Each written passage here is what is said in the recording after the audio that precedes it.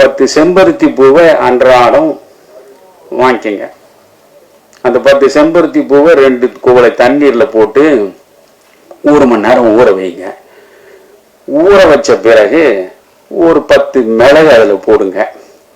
மருத மரப்பட்டைன்னு நாட்டு மருந்து கடையில் தூளே விற்பான், அதில் ஒரு போடுங்க.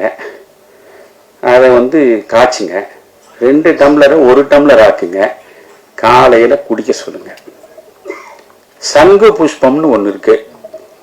அந்த சங்கு புஷ்பம் சனீஸ்வரனுக்கு போடுறது. அதை ஒரு 10 பூவை எடுத்து மிக்சியில் அரைச்சி சொல்லணும். அவ்வளோதான் ஐயா. இந்த நிமிஷம் 40 லட்சம் ரூபாய் நான் கொடுத்திருந்தாலும் என்ன ஆயிருக்கும் தெரியாது. இப்ப என் மனைவி இது நடந்து ஏறக்குறைய 8-9 மாதம் ஆகிறது. அவ படுக்கை விட்டு எழுந்திருக்க மாட்டான். முன்ன அலோபதியில லட்சக்கணக்கில் கொடுத்த போதும் இப்ப வீட்டுக்குள்ளேயே அவள் குறைந்தது ஒரு 10